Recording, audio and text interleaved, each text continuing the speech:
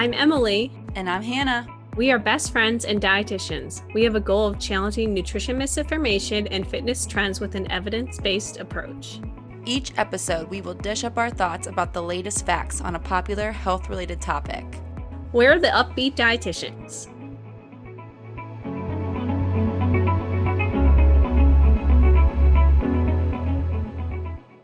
Alrighty, hello everyone. Welcome back to another episode of the Up-Beet Dietitians podcast. Today we're joined with another very fun guest that I'm going to have Hannah introduce. Yes, hello everyone. Welcome back to the pod. Today we are joined by our peer and good friend Lydia Conner. She is also a Purdue graduate just like we are. Lydia, welcome to the podcast. Thank you. I'm really happy to be here. Thanks for having me. So excited. Well, we usually have our guests start by explaining kind of a day in the life, like what you're doing right now, talk about like your work, your education, hobbies, that kind of stuff. So why don't you go ahead and start us there? Okay. Well, I graduated in May from the same program that Hannah went through for her dietetic internship, the coordinated program at Purdue. I've been taking a couple vacations this summer. I went to Seattle, and after that, I just really hunkered down and studied for the dietetic exam.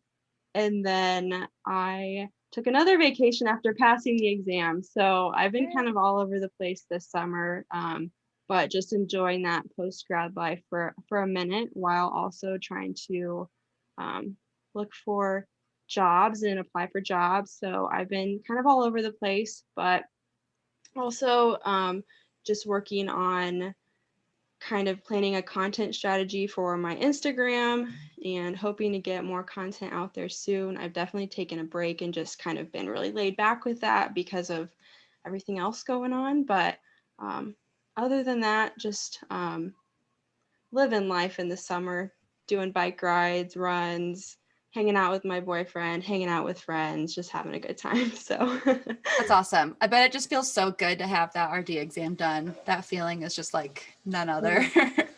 Absolutely. It's still weird to think about, and I've had some friends reaching out, panicking about it. But I'm like, y'all are gonna be fine. If I made it, you can do it. It's crazy, but definitely studied like it was the hardest exam I'd ever taken, or the hardest final I'd ever taken. I studied like crazy, and so I understand their stress, but I have full faith in all of my friends who are preparing for that exam too. So yeah. We'll have to do like a whole podcast on that, Emily, like how to prepare for the exam. That'd be a good one. Oh yeah, I feel like Purdue prepares you guys well though. That's true. They do. I felt pretty confident. I'm sure they'll all be successful, and it is definitely daunting at the end of it's like the light at the end of the tunnel, and that's the final step, but they'll be great. And they make you like do that survey after you finish. Did you guys have that? And like you just want to like see your results, but you have to like do that survey first. It's the worst. Yeah. Yep. I was like not sure how I was doing during the exam, and I was like, maybe I'll have to do more questions or something. And I took a second at 125 questions. I was like, okay, I have some time left. I'm gonna just chill for a second, hype myself up to press the next button. And of course, when I finally hyped myself up for it, they oh my gosh. Oh my gosh. Wait, that's so good. I thought you were about to say like there's another question. I'm like, oh, that happens to all of us. But oh my gosh, wait, that's like best case scenario. Yeah, I guess that's true. I just was like, oh my gosh, now I have to answer this survey. But it all worked out. So yes. So kind of what the topic of this episode is especially since Lydia is fresh out of the dietetic internship process, we are going to kind of be discussing some potential improvements and feedbacks about the entire process, because as you guys know, we discussed in previous episodes, in order to become a dietitian, you have to do some type of supervised internship experience. And like every program, there's always room for improvement. And that's why we are here today. to give our 2 cents on, I guess more so Lydia is going to give her 2 cents. Well, We'll chime in. we'll hype her up. Yeah. For all of her constructive criticism. So kind of to start us off, Lydia, if you want to go into what a dietetic internship is for anyone who might not know, and then why is it relevant to become a dietitian? I know I literally just said you have to do an internship to be a dietitian, but more specific details, I guess, into what that looks like and the relevance. Yeah. So a dietetic internship, as you guys know, is supervised practice in an accredited program, and that just kind of means like it has to meet a certain requirement for kind of what you are going to experience, topics you're going to cover, areas you need to see and experience in order to prepare you to be an entry-level dietitian. And so you're required to do 1,200 hours of supervised practice, and that's under usually a registered dietitian.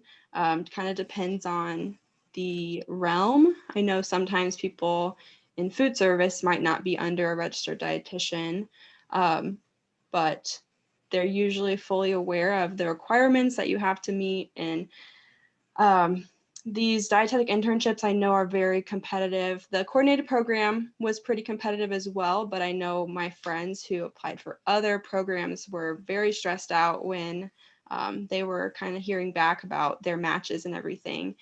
So they're definitely very competitive, usually unpaid. Some will have a stipend that they'll provide. But it's essentially working full time as well as doing lots of different assignments and case study papers and things like that. So it usually is about the length of a school year for people. I know some just do it a little differently. Some will do the internship hours while doing the undergrad coursework. So that can be pretty stressful, I think, too, but I think that would be kind of interesting to experience. Not that I want to do it again, but I almost feel like that would have been better for me. I'm not sure, but that could be cool. So my program did community, food service, and clinical, as well as an engagement rotation at the end. So community was 3 weeks, food service was maybe like 12 or 13 weeks. Clinical was a very long one for me. It was actually, I think, 15 or 16 weeks by the end of mine, because I ended up extending it, and I'll get more into that a little bit later. But then my engagement rotation at the end was 5 weeks. So lots of fun there. So that was a really great summary of kind of what the internship is, what it might entail. This can look very different depending on the program, but I feel like Purdue's is a pretty standard of what you might see across all the dietetic internships. So if you kind of want to go a little bit more in depth into your different rotations, you talked about like community, food service, clinical, engagement, and you can really discuss however in depth you'd like, and then kind of, I guess, like the highlights of each rotation that you'd like to cover, or you think listeners would be interested to hear about, or kind of get a more inside look into what we're actually doing in these rotations. Okay. Yeah. So my first rotation, like I said, was the community rotation, and that was only 3 weeks. And I wish it had been a little bit longer because I really do enjoy community. And that's more like the public health prevention side of dietetics usually.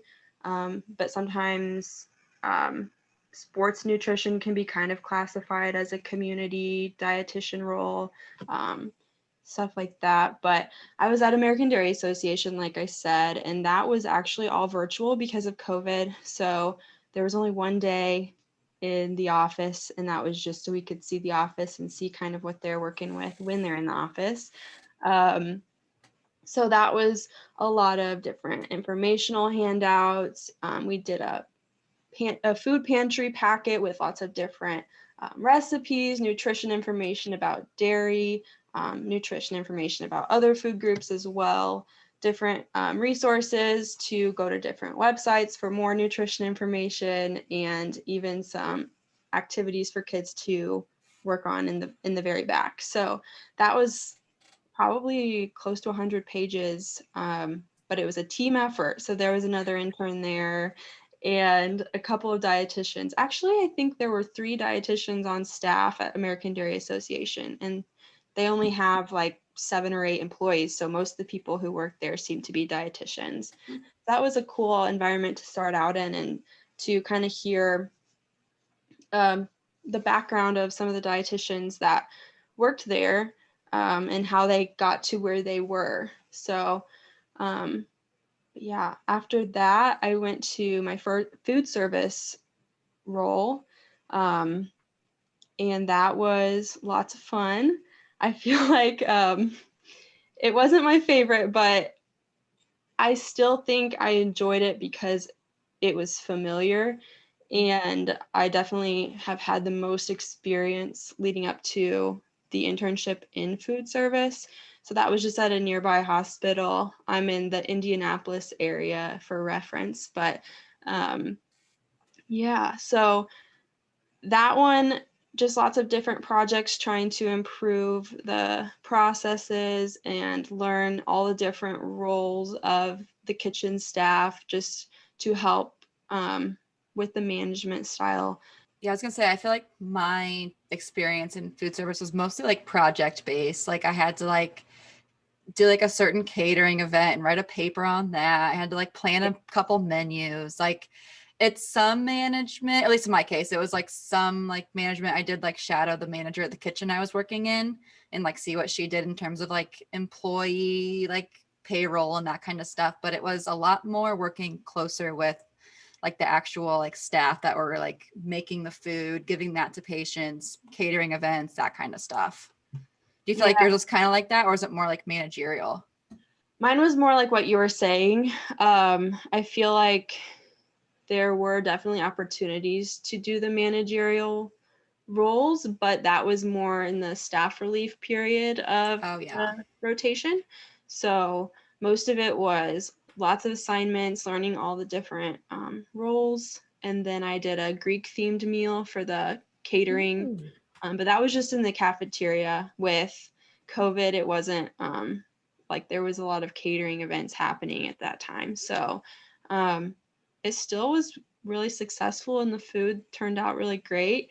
The staff there was all very nice and super helpful, and all really pitched in for that. So it was great to have a good team there and feel very supported in that role, because I think sometimes it can feel really intimidating to be serving so many people all at once, and not really know how to approach it at times. But I was lucky to have a very supportive staff there to answer any questions that I had, help me with any of the ordering, or I helped pitch in with the food prep. I would not say that I did most of that. They did a lot of that, but I was overseeing that, and that was a cool thing to experience. But I'd say that was the most fun part of that rotation for sure.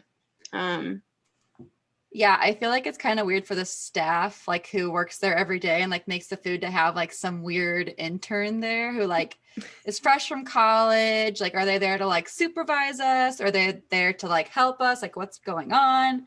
So that was kind of a weird thing too, is just like kind of explaining our role there, because I didn't really ever know my role personally. I was like, I don't quite know where I stand with you guys. I'm only going to be here for like 3 weeks before I go on to the next like community hospital to do my food service there. So like, I don't know, that was kind of a weird thing too. And I guess that's just part of being an intern, because you're not like established anywhere like you are as a full-time employee. So I think that's just again a struggle of being an intern. Nothing they can like really change about that, but that was kind of a weird thing I experienced too.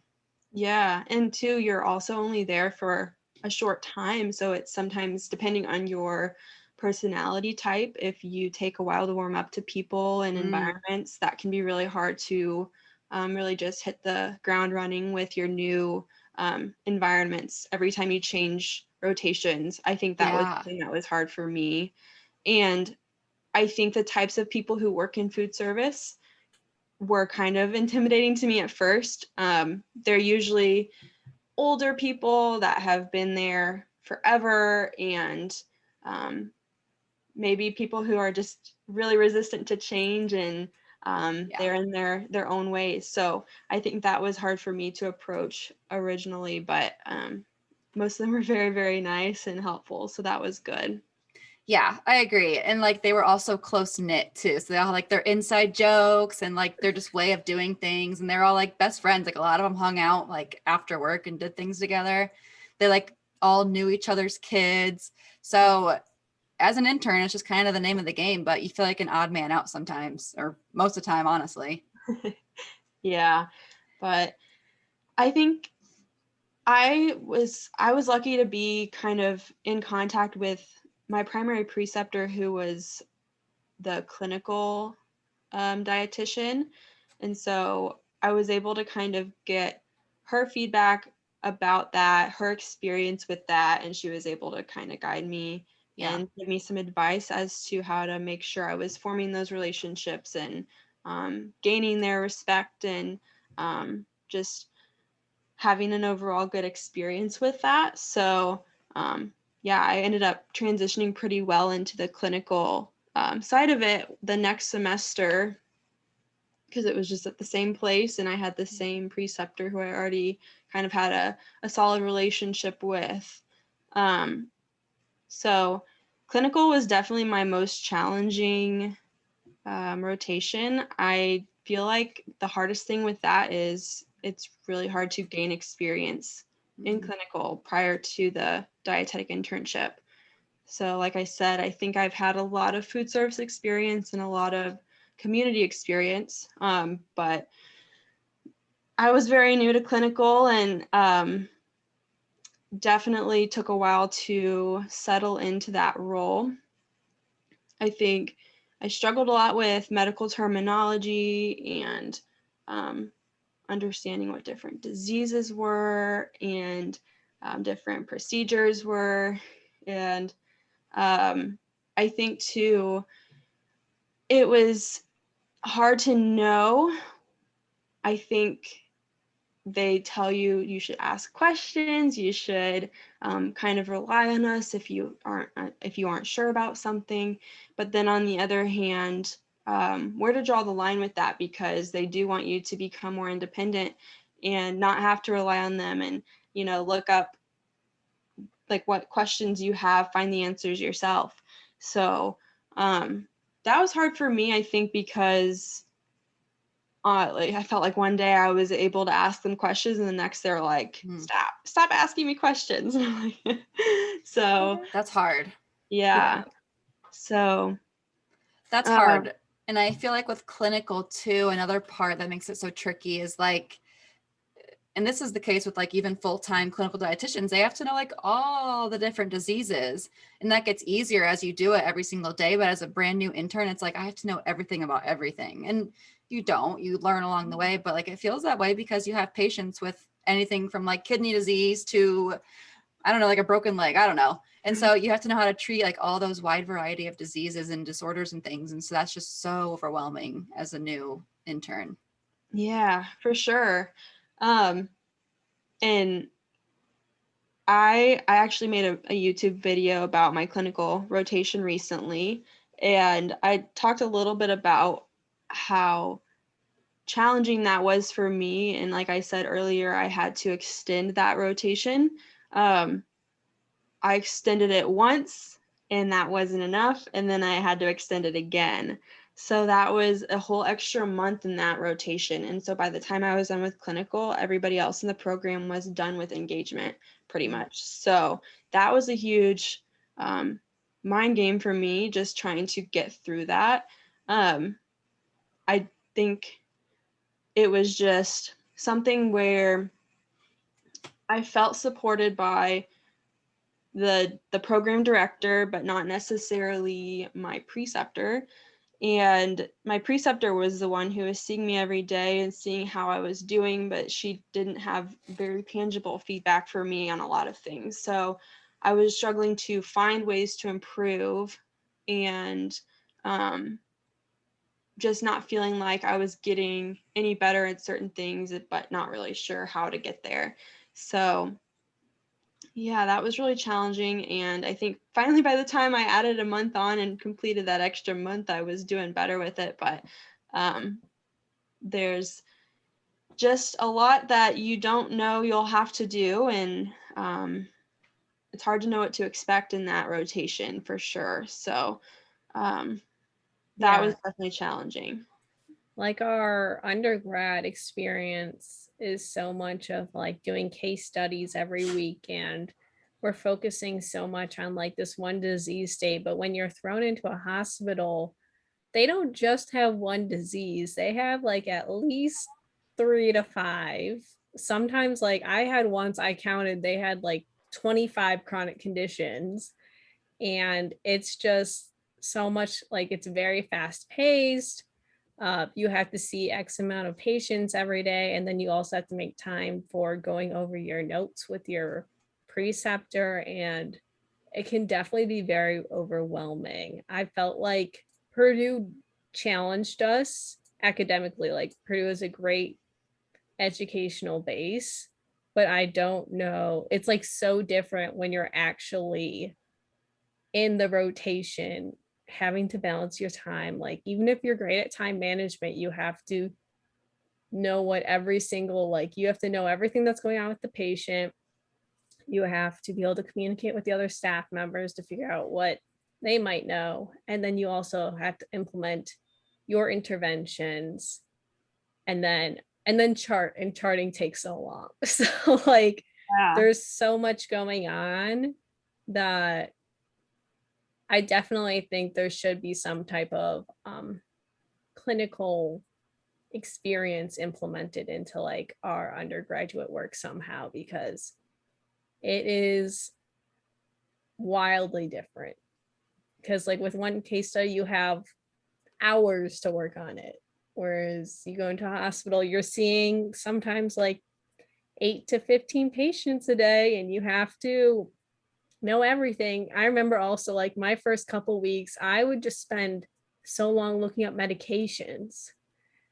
And I was like, I feel like, because we learn the generic name and then we learn the brand name, and you get, and sometimes the hospitals use different ones, and like something as small as like that would take up so much of my time. Yeah. But you also have to know like labs and all these other diseases and how they work together. And then there's just so much going on. There is, and you have to be on it every single day. And that was so mentally draining, because like you would have a full day of all of that and then feel like you needed to go home and study more because it was a hard day.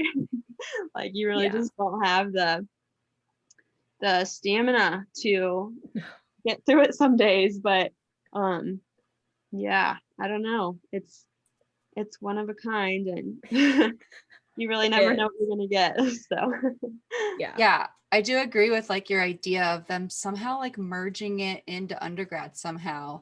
And also I think it's going to be even more important as they, and with the CPD, I have no idea how they're going to do this, but like I feel like now they're going to require a master's as well. And that's going to be a part of the thing as well. You have to get it along with your internship probably for most programs.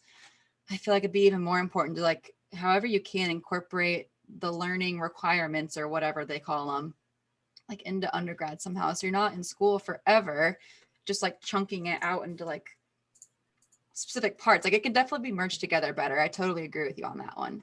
yeah, and I was even thinking too, I remember medical nutrition therapy, like the class was almost a year away from my actual medical nutrition therapy rotation. Yeah. So I think there was a lot that I had just forgotten, and it just took a while to get back into the groove of thinking that way. So even having like the M&T rotation be first or something so that it's more fresh in mind, I think would help. And you wouldn't have to add anything into the curriculum to improve that. But I agree. Maybe some schools do that. I don't know what Benedictine did, Emily, but Purdue definitely doesn't. And I feel like that is a flaw it's so far. I forgot about that. It's so far between MNT and then when you actually take or do that rotation. Yeah. It's a lot. Benedictine was weird because we didn't do the same rotations at the same time. So, but in order to do some rotations, you had to do clinical first, like long-term care and our nutrition clinic, sports nutrition rotation. You had to do clinical first, but you could do like others before. It was kind of odd because we're all in different things at once, but I definitely think clinical first. Granted, I can see the other side of the argument that you're closer to your RD exam, so that True. knowledge will be more fresh. That's a good point. So I don't know what the best answer is. I think it depends on the person, honestly. Yeah. And just like their best way of learning and experiencing hands-on things. I think that really is what it comes down to. But they obviously can't individualize every single internship for each person. That would be Unfortunately. nice. Unfortunately. Well, Lydia, you already gave us a couple examples of what could be improved, as we've just been discussing for the last few minutes here, actually. But is there anything else that you feel like you want to point out that might be able to be improved in internships going forward? I would say maybe just more emphasis on the medical terminologies and like pathophysiology of diseases, I think was something that I really struggled with. There, like Emily was saying, I believe, you really will focus on one disease for like a case study patient in class, but you don't really get to dive into how a patient might experience multiple diseases at once, and you maybe don't get into enough depth to really understand how a disease can impact someone's nutritional status. And so that's just a lot to think about when you actually have a patient with a million different diseases, and how they might be dealing with their symptoms and everything else is just so many different things to think about at once. So I think if there would be a way to, or even like a class or a support group for some like people dealing with struggles with medical terminology or like the pathophysiologies of diseases. I don't know. There needs to be something else there to support students who are struggling with that. Yeah, I feel like a lot of people are almost, we all know that we're struggling, but I feel like a lot of people, I don't know if it's pride or if it's more of, I feel like I need to know everything, so I'm not going to admit I don't know everything. Because talking to my past classmates now, it's been like almost 8 months since our program ended. We're much more open and honest about our experiences of like, wow, clinical was really hard. Half the time you don't know what's going on. But during that time, it feels like you have to know everything. So I think definitely like the emphasis, I like how you said that we should emphasize that you can ask more questions, but also more emphasis that it's okay if you don't know everything. I know people have told us that at some point they have told us that, but just really emphasizing that and like connecting us with each other more, I guess, to really support each other, because it is a tough time to go through. And especially like if you don't feel like you can ask anyone anything, it's not going to be a pleasant experience. I think if you get backed into a corner where you feel like you can't speak up, you feel like there's a lot of pressure to be perfect and know everything, and oh, it's so late in the rotation, I should know this by now, I should be doing this better by now, having all these opinions and restrictions put on you as far as like time goes, or expectations from your preceptor or maybe your director.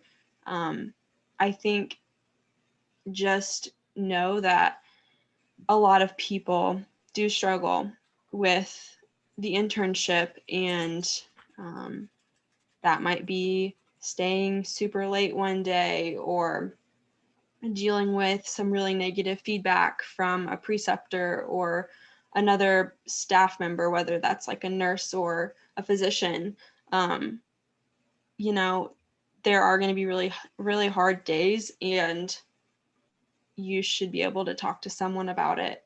But there were definitely times when I would ask a question and then feel really backed into a corner and ganged up on by the people who I was looking to for advice. And so that was a very uncomfortable situation. And I definitely felt like there wasn't anybody I could really talk to. And then even if I did, what could anybody else really do about it? Like at that point, I was close to, well, I thought I was close to the end of my rotation. Little did I know, but so, you know, like at that point, what could they do? Were they going to switch me to somewhere else? Like, you know, I don't know if maybe that was part of the whole COVID mindset too. Like they tried so hard to get me into this one spot. Like, is there even a backup plan? Could I go anywhere else? Is there something else that I could do? Just a whole lot of questions in my mind that made that I used to talk myself out of even speaking up about the uncomfortable situations that I was in. And you know, my mental health in the whole process was really struggling. So you just never really know until you ask. And so I think that's why it's so important to realize that at least your program director really should be on your side in that whole situation. And preceptors are there to provide guidance, but I think that they deal with their own set of obstacles and time restraints, and they're not being paid any extra to teach you. And I think that can be really challenging for them, and maybe make them they may not want to give you the extra time in their day some days. And so that can be really challenging, but yeah, yeah. It really stinks that you had that experience with like some of the dietitians, because they were interns once too, you know, like they were in your same shoes. And I don't know an intern that hasn't struggled through the internship in some way or another. And so that's just crazy to me. It doesn't sound like the same exact experience with like the staff, but I know exactly what you mean, where they're kind of like standoffish at some points and they just like looked down at you sometimes. And it's just, you were also an intern once. And also, I'll say this too, like being employed for over a year now as a dietitian and like working alongside a bunch of other dietitians in the field, we're all just faking it till we make it. Like no one really is that much better than anyone else. Like that attitude towards interns or really any coworker in general is just such a bad thing, because no one knows it all. No one is any better of a provider than anyone else. And so that just, that grinds my gears. It stinks that you had to go through all that, because that's just unnecessary, because they were also interns at one point too. So that stinks. Yeah. Plus, Yeah. like, this is the future of dietetics. Right. We want to support them, or we should want to support them. Yeah, I feel like it's just such a competitive field, truly. I don't think I realized that until going into the internship. I mean, you know it is, but I don't know if it has anything to do with the fact that it's mostly women, and sometimes the attitudes can come out in that. And I don't know, maybe I think of it that way because I've never had sisters, so I don't know how to like work with a lot of women sometimes. But I think that was sometimes challenging for me, because there would be moments where I'm like, this doesn't have to be some dramatic thing. Like, can we just like have the answer, or like, can I please have just like a little bit of help and then I can move on and like go about my day? Yeah. Yeah. I was going to say, I had the luxury of actually working with like 14 to 15 different dietitians during my clinicals, because I was at like this huge hospital. So I had one preceptor, but I had different like supervisors every week. And it definitely is very stressful when one week I'd have a super enthusiastic supervisor and they would be providing me with all this really great feedback and be very patient with me. And then the next week I'd go to another one and the interns kind of talked. So like you knew who was more of a tough critic and you'd go to them and you'd feel much more almost like hesitant to ask them questions. And it might be about something that really interests you, but if they're all kind of standoffish, then that can be very Discouraging. discouraging. I was going to say like disconcerting. I'm like, that's not right. Yes, Yeah. it is. And it like, I don't know how many dietitians were working at your guys's clinicals, but that was something that was nice for me because I was able to work with so many different people that I wasn't working with the same ones where I know some of my friends, there were only like 3 or 4 dietitians there.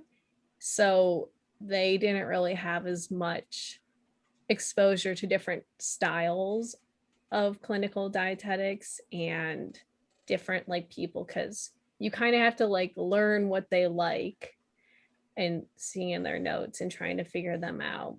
So That's such a good point. I'm like, so many memories are coming to my brain because of this conversation we're having. It's good and bad, I'd say.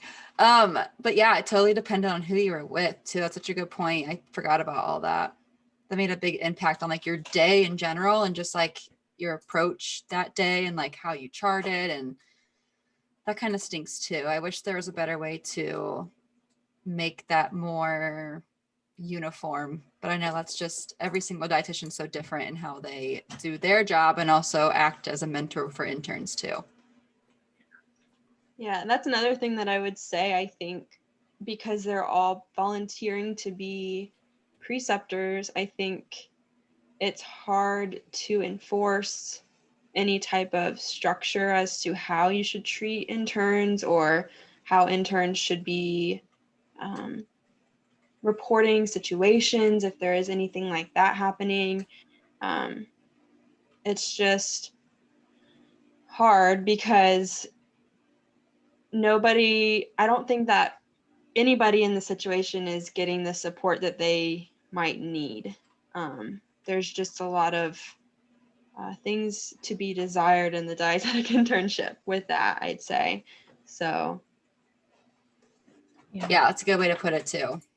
Things to be desired. That's there should almost be like there's expectations set for us interns going in. There should be expectations for like the preceptors. Like That's you true. have to be willing to go a little bit extra, like the extra mile for your interns, because they're going to struggle and that's okay. And they need to know that you have their back. Otherwise, they probably won't get as much out of it as they ideally should. Yeah. and I think I would have enjoyed clinical a little bit more, but it was just really hard to feel like I was good at it because there was no positive feedback and no, I don't know, they're just, even when I was having a good day or like positive feedback from a patient or something, there was always like the dietitian that I was working with was like, oh, well, I don't really care about that. So I don't know. It was just kind of a negative environment, I would say, that just kind of felt never ending with having everything extended once, having it extended twice. I would be like, okay, I can do this, only a week left. And then I'd get it extended again. I'd be like, okay, I can do this. I would be like so ready to be done, counting down the days and get everything added on again. I was just like, I need to be done. Eventually I'll be done. But it was hard. So Oh, so Yeah, hard. That is, we've kind of discussed how these different improvements we've talked about can help in the long run in terms of dietetics education and us becoming dietitians. I think that, I guess like Lydia, if you have any thoughts that we haven't already discussed with how you can see kind of these, if these changes were to happen, how you could see interns being more successful. Yeah, I think if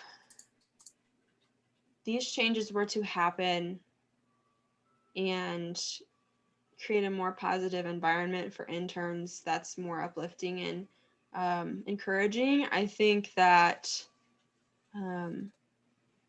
the satisfaction would be so much higher in the roles that dietitians end up taking, because I think the dietetic internship can be such a pivotal year for dietetic students to really identify what their true passions are and where their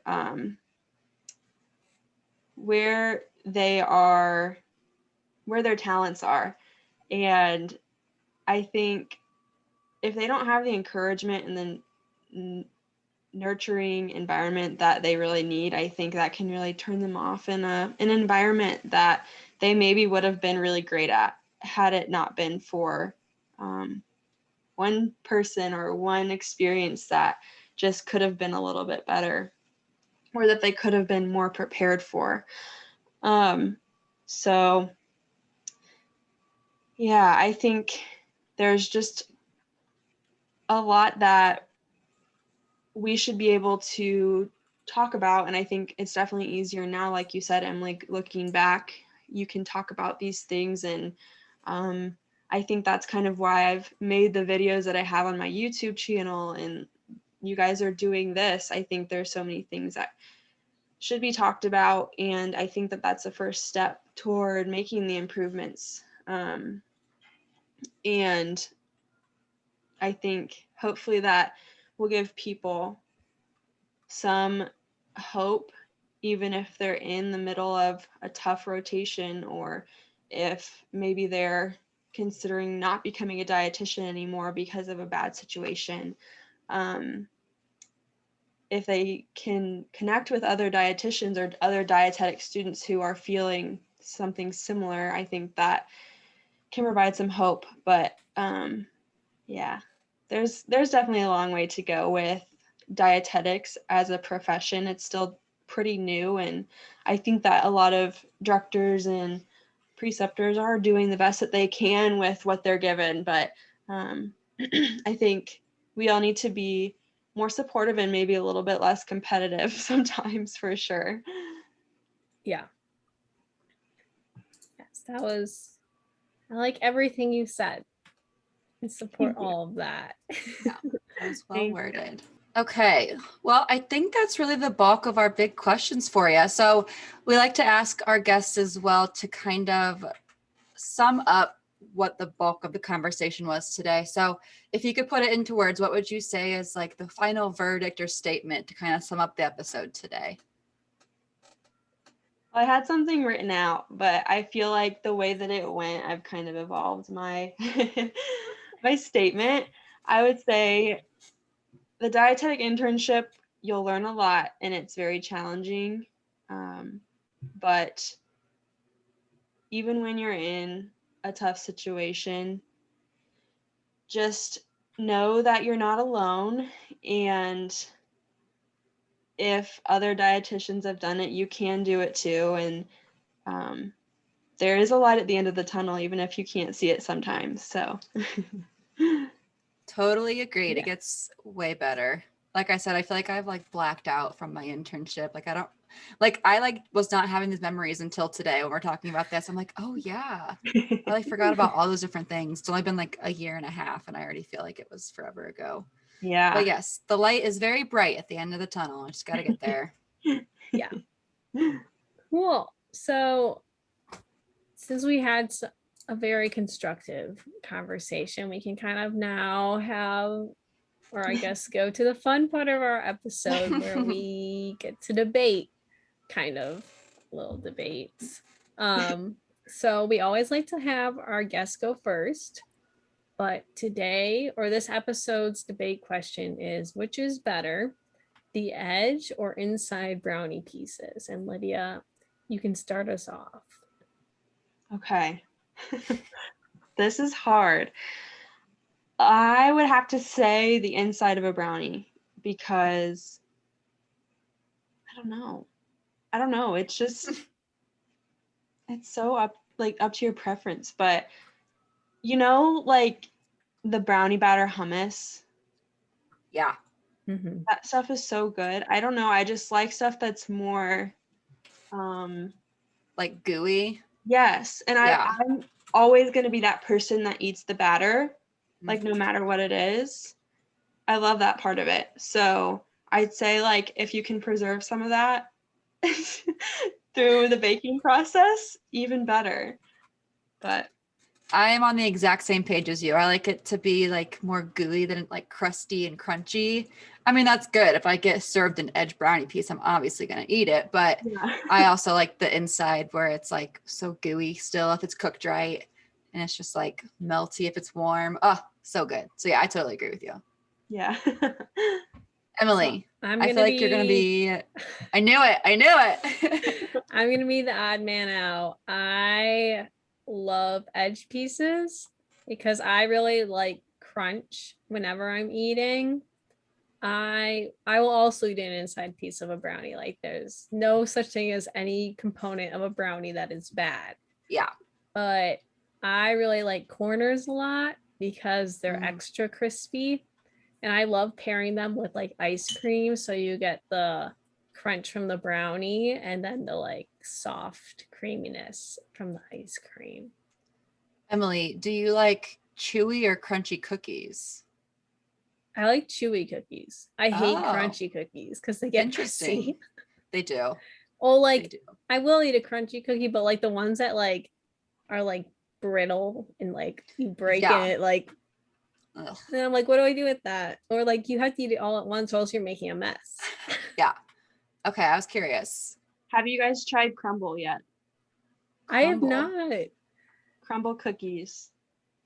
Is it like a place? Like what is it? Hannah, that it's is a all the chain. rave. What?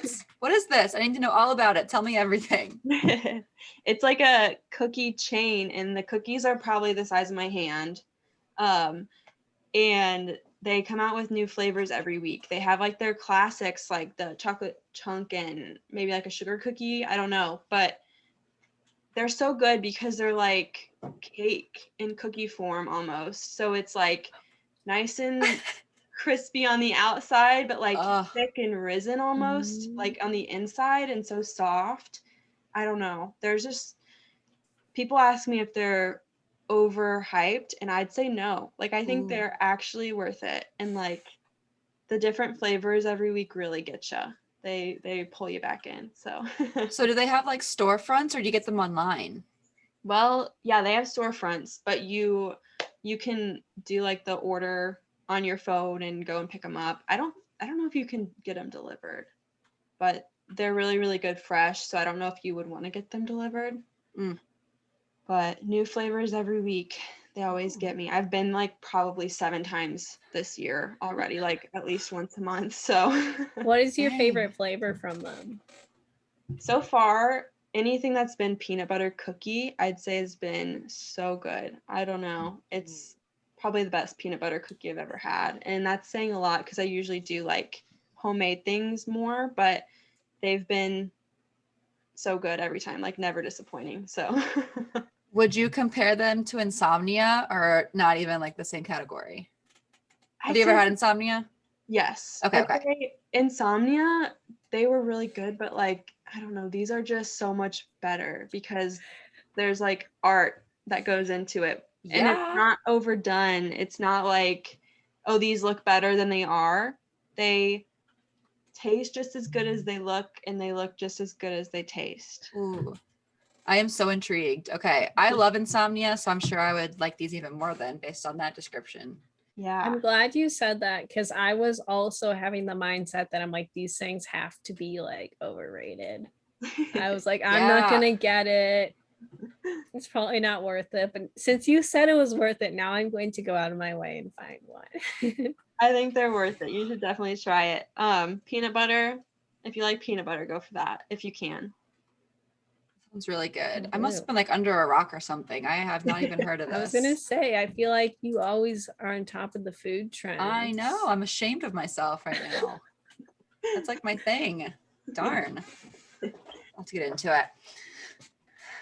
All right, Lydia. Well, thank you so much for being on the podcast today. I feel like this will be a really great episode for, especially incoming interns, I feel like, or others who have had similar experiences, just to know that they weren't the only ones feeling that way. Because like we've said a million times already today in this episode, we don't really talk about it very much when you're in your internship. So I think that'll be really helpful for listeners to know that it is definitely not a unique experience to feel those feelings, just overwhelm and maybe even feeling a little insecure, that kind of stuff. So thank you so much for sharing all that with us. Of course. I'm hopeful that it reaches the right people and that they get through it like we did. So Yeah. Well, we will put a link to everything you'd like us to in our bio. So listeners, you can find all of Lydia's information there. But Lydia, where can our listeners find you? Where's the best place to check you out? So I have an Instagram. You can find me at Smiley Stomach or on Facebook at Smiley Stomach, but I also have a YouTube page. I'm not Smiley Stomach on YouTube. I'm just Lydia Conner, but that's linked in my Instagram bio somewhere. So you can always find everything from the other. So Cool. That'll be perfect. yeah. And we could also link your clinical rotation video as well if anyone would like to see that, if they don't want to navigate YouTube. Yeah. I was going to see if I could add like the whole series as a link, but I don't know if you can. Oh, But I have it. It's like on YouTube, you can put everything in like a group. Mm-hmm. I have that as a series on there, but I don't know how to link it. So We'll play around with it, see what we can do. yeah. Cool. Well, I think that's a good end to this episode. We hope you guys, as we mentioned, took away something from this, and we are excited to have you guys back on another episode, and you might see more of Lydia in our future. all right. Yeah. Yes, please. Alrighty. Have a great rest of your day, and we will see you next time. Yes, you nailed it this time. Nice job. Alrighty. Bye, everyone. Bye, guys. Bye. Thank you so much for tuning in on this episode of the Up-Beet Dietitians with your hosts, Emily Krause and Hannah Thompson. We appreciate you all so much for continuing to support us. In order to support us and sustain the success of this podcast, please subscribe and leave a rating and review. If you'd like to provide us feedback for future episodes and guest stars, follow us on Instagram at the Up-Beet Dietitians. Lastly, you can show us support by providing a monthly donation using the link at the end of our bio. Once again, thank you so much for listening today, and stay tuned next Wednesday for a new episode. Until then, we hope you have a wonderful rest of your week.